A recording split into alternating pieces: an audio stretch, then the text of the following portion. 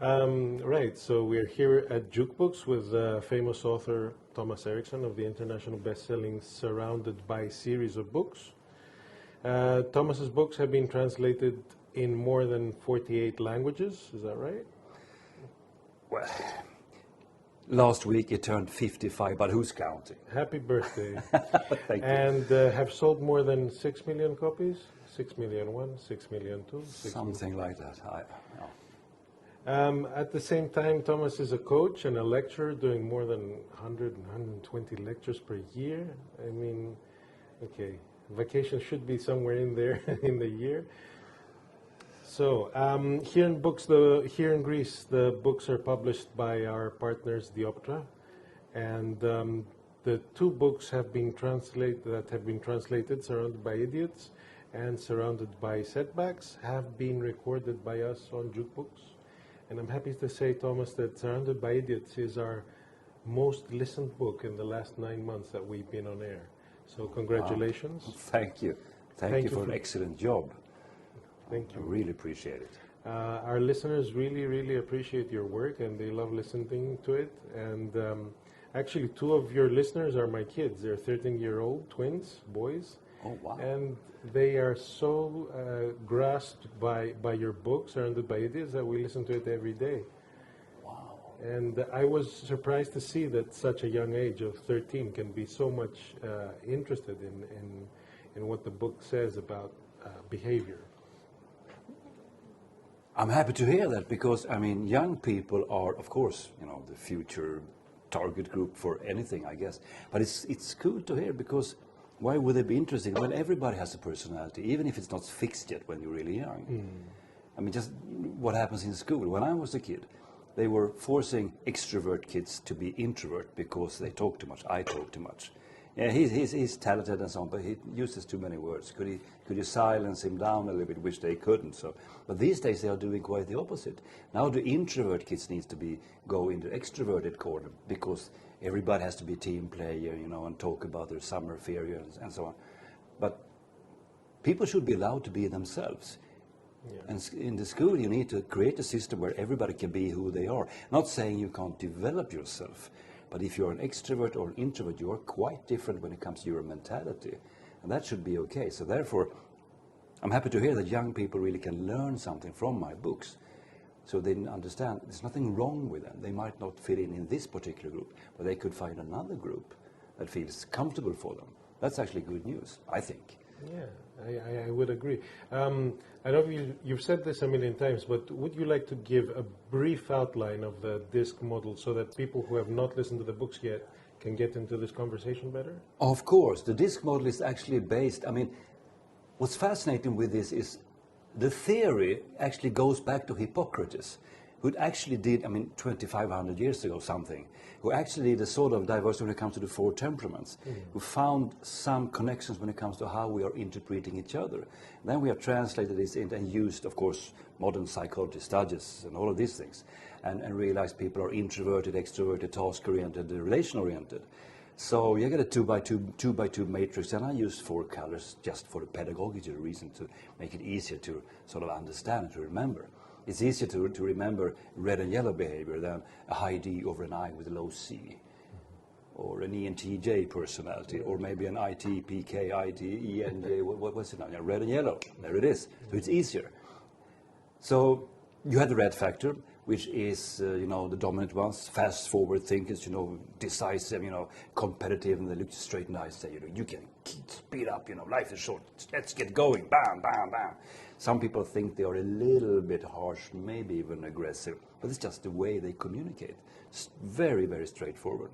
Then you have the yellow types, the smiley ones, you know, everything is, you have to stay positive, the sun is shining, even though you look out and you see it's actually raining. Yeah, but the sun is always shining somewhere, you know, because life is beautiful, I have to stay positive, you know. And then you have the green ones, to the introverted side, who are more to themselves, a little bit, you know, calmer, caring, sharing, really good team players, excellent listeners. These people hear what you say, and they will remember what you said, especially if it was something negative. Especially if it was something negative about the green person, that's going to be filed on shelf 1A for the whole eternity. But they won't tell you because they are conflict avert. And the final one is the blue one, introverted, task-oriented, which gives you an engineer, or maybe an accountant, tax sheriff, something like that, brain surgeon, something like that. You know, details, facts, details, proof, details. Did I mention details? They could go dig themselves down to the groundwater. We need more details, more facts, more proof. How do we know this?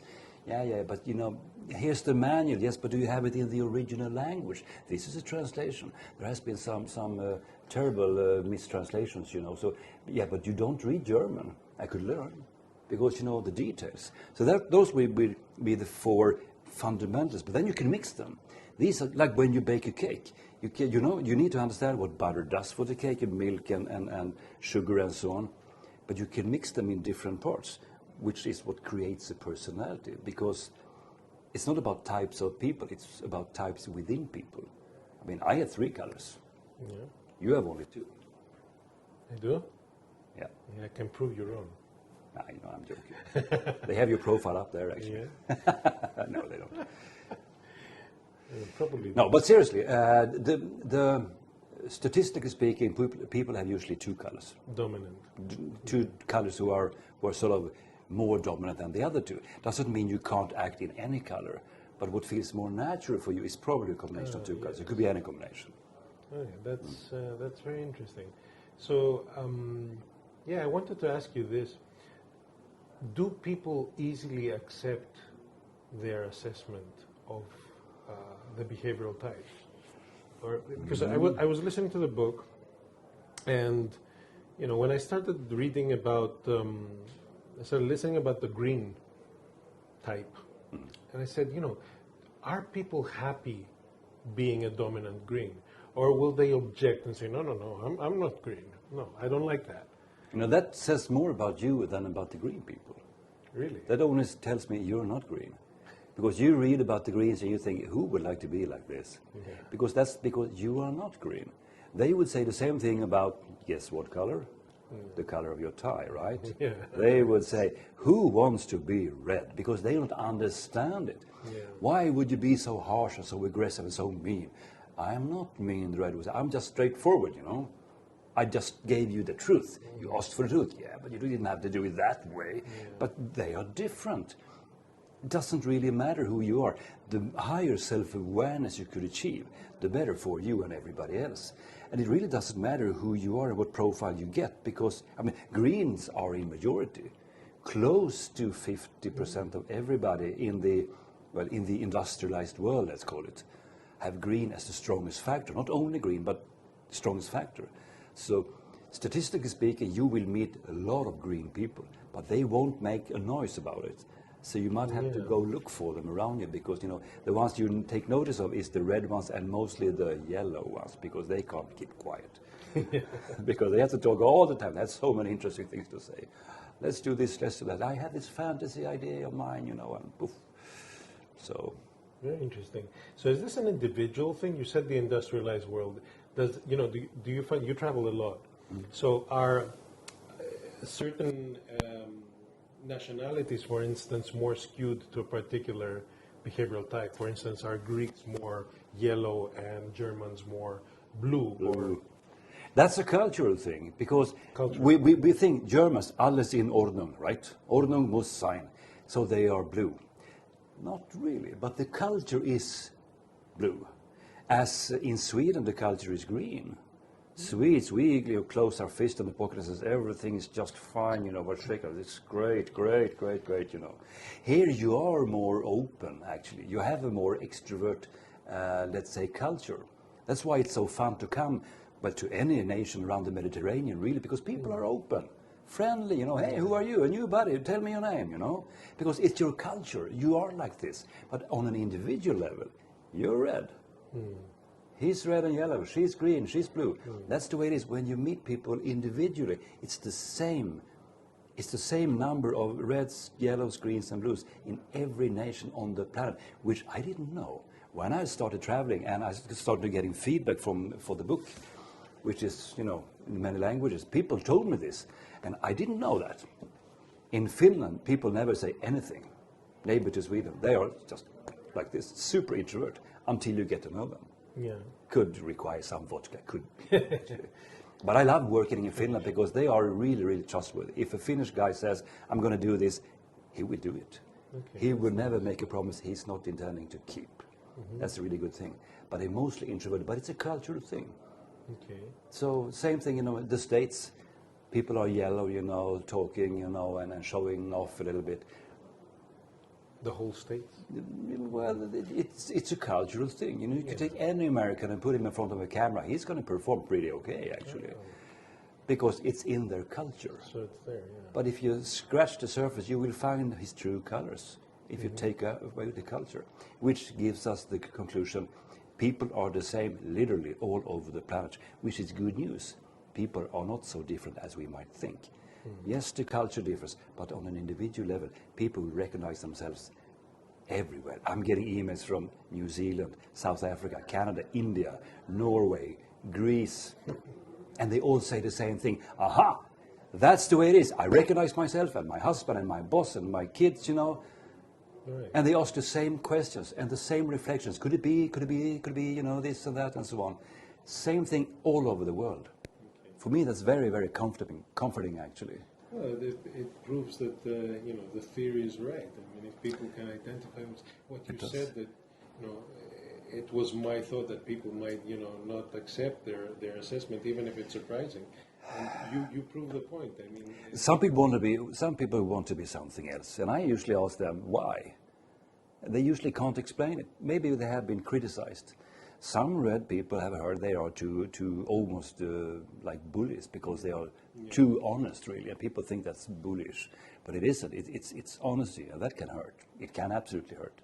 So they've heard this the whole life. I want to be less red because I step on people's toes all the time, and I usually ask, well, whose problem is this? Could you have a conversation with this or that person? Talk about how you talk. Communicate about your communication. You will probably solve it. But you need to understand you have two different starting points. You just have to connect the dots. This is you, this is George, this is Thomas. If we understand each other pretty well, we could find our way through this. But we need to understand where we are. So that's kind of the key. It doesn't really matter who you are and how you are or anything. If you know you are there and I am here, we can work this out, right? Yeah, definitely. It's not that complicated if you put your mind to it. So you've been helping people develop, more than 20 years, I think. So it's definite that there's no fifth color. This system, the disc profile, is a simplification of the human mind, obviously. There are more advanced tools, but this is easy to use. It's easy to wrap your head around because you can understand, and again, the colors for a pedagogical reason. But I know this doesn't give you the whole picture. I'm fully aware of that. I never said it also. You need more things to understand even more. But it's a really good starting point. This will give you guidelines.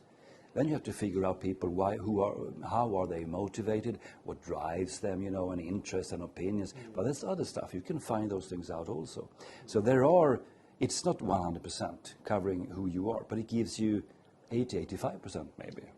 So, Thomas, I imagine that, with all the experience that you have, assessing somebody who you meet for the first time is something really automatic for you. I mean, I imagine you seeing colors as auras around the people.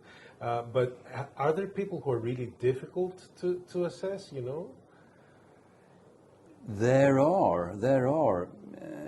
I am probably one of them myself because I have 3 high bars. Okay. I have red, yellow, and blue. Equally red and blue. And then quite a lot yellow, no green. I'm so sorry. It just happened. Which means I can switch between these ones pretty easily, actually. Deliberately, because I know where they are in my own head, so to speak. I can also go green because I know I'm lacking green. That's about self-awareness. The more self-aware you are, the easier it is to actually switch into something that might not feel natural for you. But you can do that even if you have only yellow or only green or whatever. The more you become a more behavioral chameleon if you have high self-awareness, because here I had to tone myself down and now I need to speed up a little bit. As long as you know what you have to do, you can sort of experiment with yourself. And some people try to hide themselves.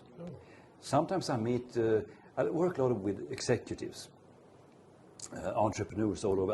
I mentor entrepreneurs all over Europe, and they say, I have a guy in my team, I can't figure him out. And I say, what's wrong with him? And well, he just sits there, you know. Doesn't he say anything? No, he's some sort of a strange chameleon kind of guy. And I say, what is it? He sits with his face towards the wall. So he's just sitting. No, he's working, you know, tapping on his computer. Well, there you have it. He is blue. He doesn't do it. There's nothing to analyze. No, there's a lot of things to analyze. He is blue. He has no need for conversation. He turns his back to everybody else because you're in his way. Does he have his headphones on? Yes, he does. There you go. He's blue. He's not a chameleon. He's just not like you. You know. So, but some people are trickier to figure out. But you can practice. I mean, I haven't trained myself for 25 years, something like that. So I probably know what to look for. Some people try to fool me by acting something else, but pretty soon they will turn back to their true selves. Actually, a yellow person trying to be quiet, but you know, you can see they can't sit still because all of the words, they will sort of bubble out of them. So, but it's fascinating. It's like a second language. It's nothing else. You speak English, you speak Greek. Comes to mind, you're here to talk about. You're here to talk at the TEDx Athens event, and that spurred the thought. Is there can you use this type of model on a group? Is there such a thing as the behavior of a group? So when you get on stage, do you use any part of your theories and your work to assess the group and change your tactics, or that's a completely different thing? It's not a completely different thing, but it's, of course, I mean, I'm going to talk to, I don't know, 1,500 people.